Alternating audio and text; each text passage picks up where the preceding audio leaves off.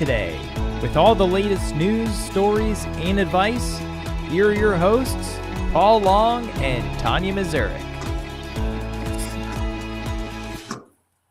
And welcome to SBA Today, sponsored by SBA Collective for the week of April 4th.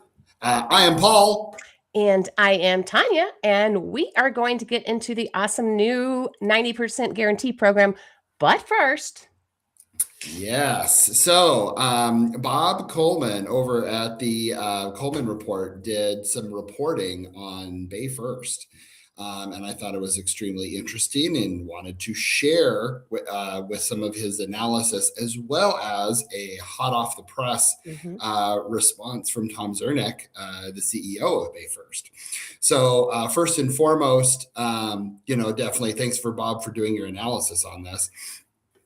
So here are some facts from the BayFirst. I guess we'll call it an autopsy. Is that a fair assessment? That, yeah.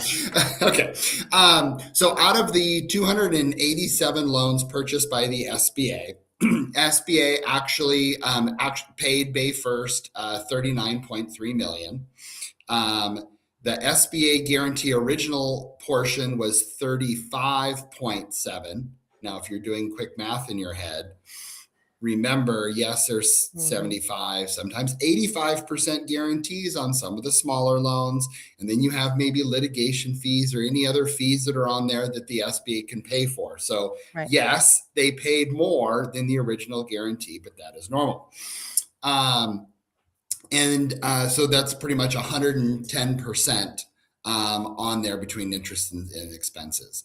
So the biggest thing is that obviously this was driven by their Bolt platform. And as a lender who has heard of this program years ago, as they started this, they were doing a lot of volume, I think is a nice way to say that.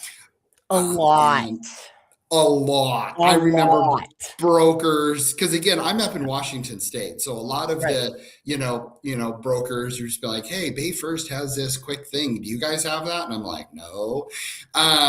They definitely did a lot of volume. But this is kind of proof you have to really keep a good eye on that credit box because that is important as well. So, and we spoke on that too. We spoke on that as well. Yep. Paul. And so, no different than Bob, we put some stuff out there as well. But hey, should we jump into what came up this morning?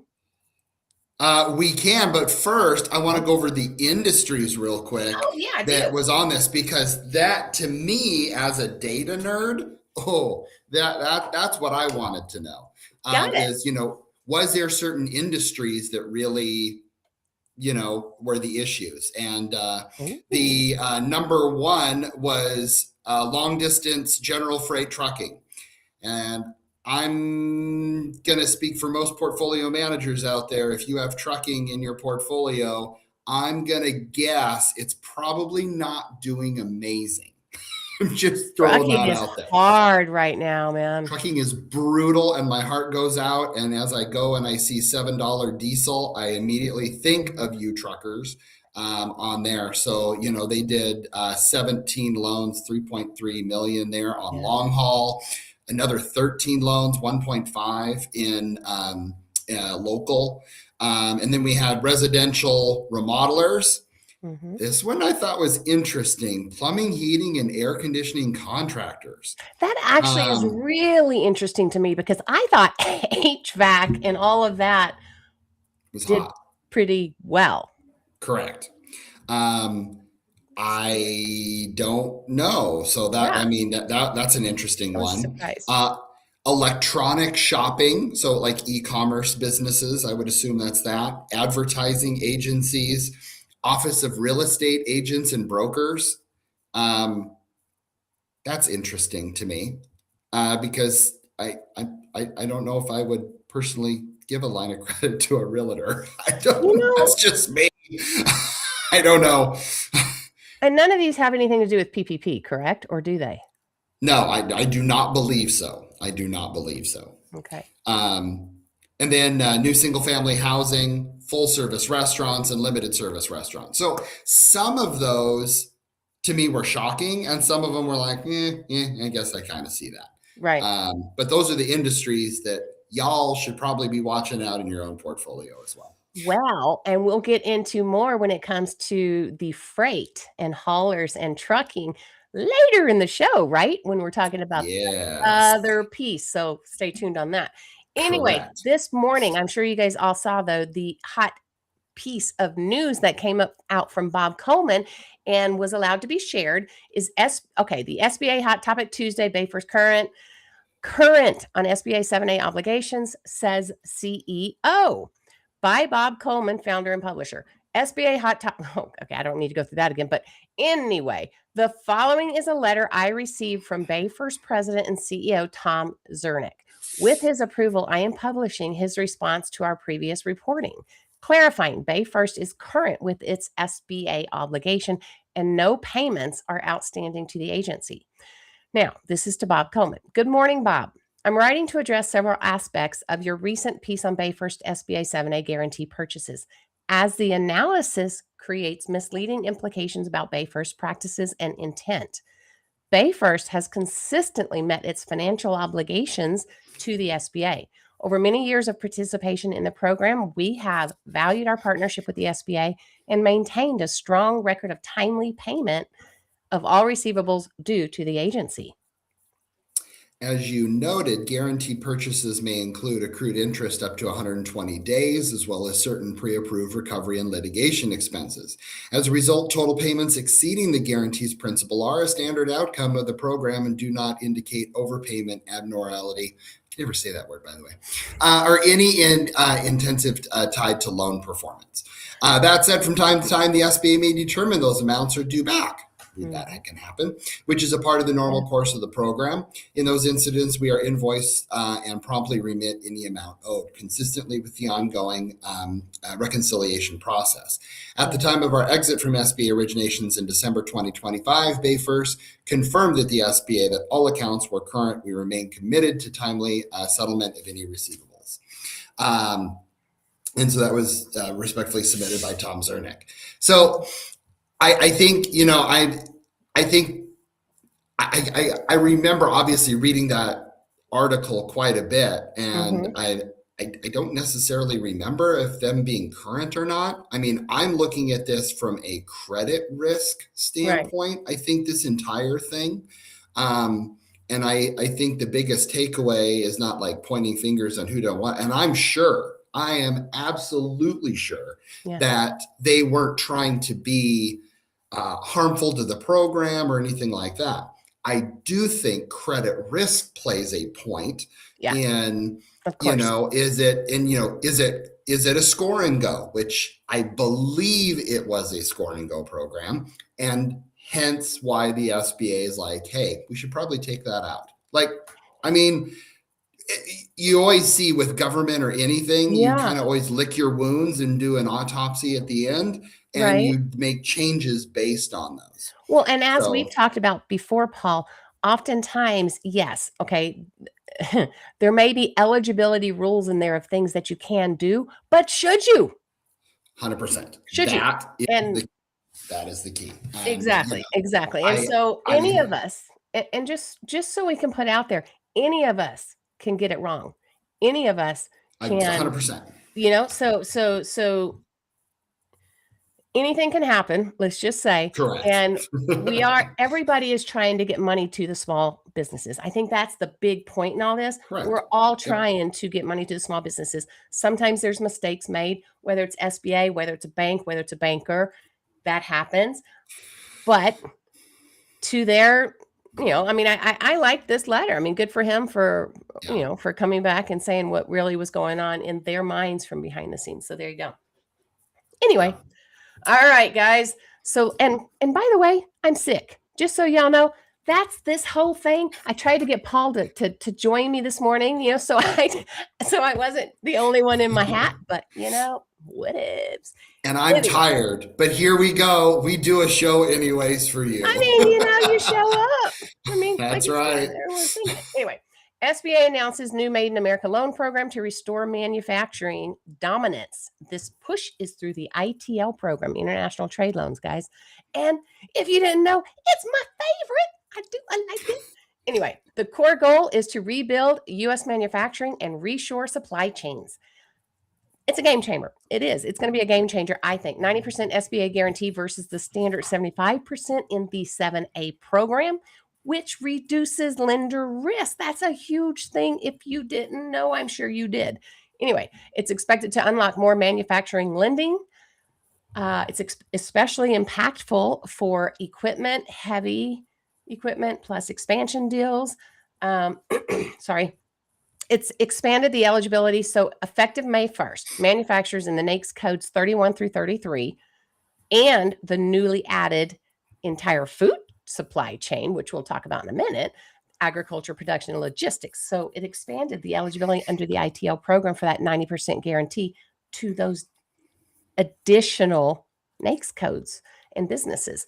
What the capital can actually do, equipment upgrades, facility modernization, reshore supply chains, and reduce foreign dominance. That's good. Build it, bring it back to the U.S., right? Build inventory resilience, scale through expansion or acquisitions. Now, why does this matter? That's the question, right? Small businesses equate to 98% of U.S. manufacturers. I didn't know that. Did you know that, Paul? 98% small business? That's interesting. And again, I'm trying to remember the definition of a small business is still a decent size, but True. I'm actually not horribly surprised. I mean, True. That's true, because it could be either the employees or the full size. So yeah, I guess so. All right. Anyway, it's a direct response to real demand for growth, capital, and hiring. The opportunities for us guys as lenders, higher guarantee is more approvals, more confidence, more deal flow. Yeah. If you are a borrower, make sure whom you work with has the different programs you are looking for. Do your homework in advance, right? Okay, this is built into the bigger economic push that's all going on right now. Tax incentives, 100% expensing, 20% deduction, no tax on overtime. SBA fee waivers plus manufacturing initiatives, onshoring portal, the 1 million plus suppliers that are here in the U.S. No need to look elsewhere outside the U.S. is what they're saying.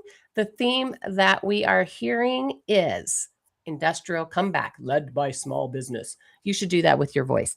Industrial comeback led by I don't have my other mic with me today. I don't even think I'm on my mic, but it is what it is. All right. Now, the reality check. Capital is easier. Yes, true. But execution risks still exist with the borrower. Success depends on lender adoption and operator readiness. So both, right? Are the banks going to adopt this program? And are the operators ready to accept the funds and move forward with them? Still want prudent underwriting, but this is going to open it up for those small businesses that have what it takes, just may have some areas of risk that make a bank credit department say no. So 90% guarantee could push it to a yes. To the lenders out there, a 90% guarantee at this point, if we're not doing these deals, it's not risk, it's resistance. And we've got to call that what it is. Everybody says that they want to support small business. Sounds cool, helpful, and service-oriented, doesn't it? This is where we prove it. Not in panels, not in LinkedIn posts, in approvals. Anyway, and to our borrowers, if you've been waiting for the right moment to grow, that's you. If you've been waiting for the right moment to grow, this could be it. Just meet us halfway, clean numbers, clear story, and we can do a lot together. And I wanted to put that out there for the borrowers just to make sure that they know they've got a part to play in this. Most lenders want to say yes, so tighten your belt, your books, your bedtime story before you walk in the door. If your foundation is ready, we can build on it. Yeah, I added a little flair in there. Clearly, Tanya is passionate about this program, and I'm passionate about it too. However, not as passionate as Tanya is. Yeah. So my question to you, Tanya, because again, I'm going to look at this from a credit risk standpoint, and you're thinking 90% guarantee, you only in 10%. Yeah. However, what do I need to do differently as a lender? Don't I need a specialized business plan?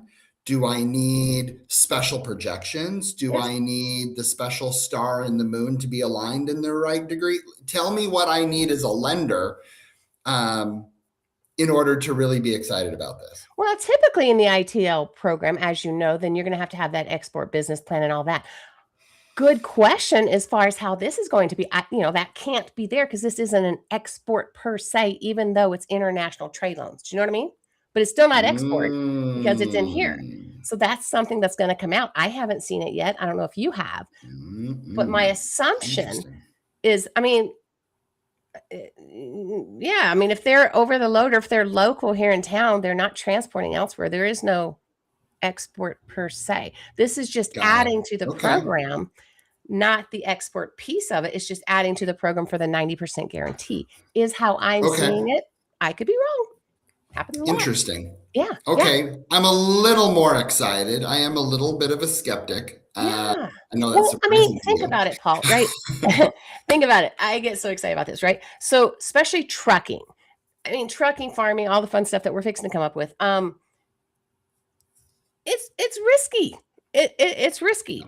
And sometimes it's a really good deal, but getting it through our credit departments, right? Because they've got a bad taste in their mouth because of something that happened prior or they're just concerned of what's coming up with the economy. And there's so many things that could go into play specifically with our trucking and that industry that oftentimes they're not willing to take a chance on and put it out there for something that quite honestly could be extremely valid and good. I think what this does is just give a little bit more security behind what they do. Doesn't mean that we need to not to go away from our prudent lending. Absolutely. Don't give money to somebody that from the get-go doesn't have, whether operational support in place or whatever it is that they're looking to do. Because defaults happen with a 90% guarantee, just like they do with a 75%. 100%. I always pretend like it's my money. I have an old boss at an old institution that said, would you lend your personal money to this person anytime there was an approval? And I had to say yes or no. And based on that, there you go. Are you in or are you out? So, right. Well, speaking of 90% deals, SBA announced its expanded grocery guarantee through the ITL, International Trade Program, to promote affordability. And just like manufacturing, Tanya mentioned, it provides a 90% guarantee across the food chain, designed to expand food production, processing, and distribution to help reduce grocery costs. Mm-hmm. This is one of those behind the scenes financing moves, Paul. It actually is going to impact our grocery bill, and grocery bills don't get fixed at the checkout, guys, until you fix them in the supply chain. That is very true. It is really about getting the capital out there and into the system on there. Yep. Key difference and why it matters for lenders: 90% guarantee versus the typical 75% under standard SBA 7A loans. Reduces lender risk and increases likelihood of approvals. Anytime you reduce risk, guys, it's going to increase the approvals, right? Encourages more capital into agriculture, food production, and logistics. We need it. So this is very exciting. I don't know. Now, banks don't hate farmers. They hate risk. And the most important thing is banks and credit unions don't like things they don't understand. So farming and agriculture and all of that's a specialized underwriting. That is just unique and different. And if you don't have that expertise, they're going to say no, just because either they don't have the expertise or they're afraid of it, or they just don't have that interest. Because think about it. Oftentimes, if they get it at all, it's going USDA. Correct. Agreed. So it just adds for us. Anyway. That's true. So who qualifies for what that financing supports? So starting May 1st across the full food ecosystem, including ag producers, processors, grocery, wholesale, retailers, trucking, trucking, warehousing, including refrigerated and equipment suppliers. Financing supports production expansion, equipment, processing, storage, transportation, and distribution. From farm to fork, dude. From farm to fork to financing. That is what this is about. This totally touches everything. Everything in between. Everything. Yep. Okay. What has been happening in the food supply chain? Supply chain disruptions? Well, yeah. I mean, that's been going on for a second. And ongoing inefficiencies, higher fuel. Oh my goodness, right now specifically. Higher fuel, labor, and transportation cost. Limited processing and storage capacity. Smaller operators facing tighter margins and less access to capital. Because think about it, guys. If you're used to spending, I mean, look at the cost of diesel right now in some places over $8 a gallon. Yeah, if you're not true. And a lot of those issues are not just, production, it's getting the food to the location, right? And if those increase, then you are just paying more at the self-checkout. Yep. Through that. And so the broader goal, the impact and additional support, SBA deployed $45 billion in 2025 across 85,000 small businesses, including $7 billion in rural communities. Every time strengthen domestic food production, supply chain resilience. It can be paired with the SBA working capital programs like MARC and the Working Capital Pilot Program. So they're trying. They are. And it's not an overnight fix, but structurally, this is how you address the pricing pressure. Yep. True that. Bottom line, more capital into the food supply chain, easier for lenders to say yes. And over time, that should help bring grocery prices down, which affects everybody. This is not just about cheaper groceries. It is about control over our food supply, which I get that. A good thing. And helping our farmers and our people here, kind of support what they've done forever. I mean, it's getting more challenging from everything I've been told. Should have wore a cowboy hat. You know what? Anyway. I thought about that. I did. I don't even know if I own one. As you were going through that part, right? I'm sitting there going, I totally, or been chewing some wheat. Some wheat. I'm gonna start coughing. Oh my God, she's gonna die. All right, close this up, Tanya. I'm trying. Oh God, do you remember our last show? That laryngitis show from Nagel? That was awesome. Oh yeah, that's right. Anyway, well, guys, don't forget we are live on Tuesday mornings here on LinkedIn and YouTube. We'd love to communicate with you, talk to you, hear what is important to you. So reach out to Paul or I on our individual LinkedIn pages. Go back and check out any of our past episodes and or our sister show, The BDO Show. If you've got questions, reach out again. But other than that, come visit us on Tuesday mornings and we'll see you next week right here on the SBA Today Show. See you guys later.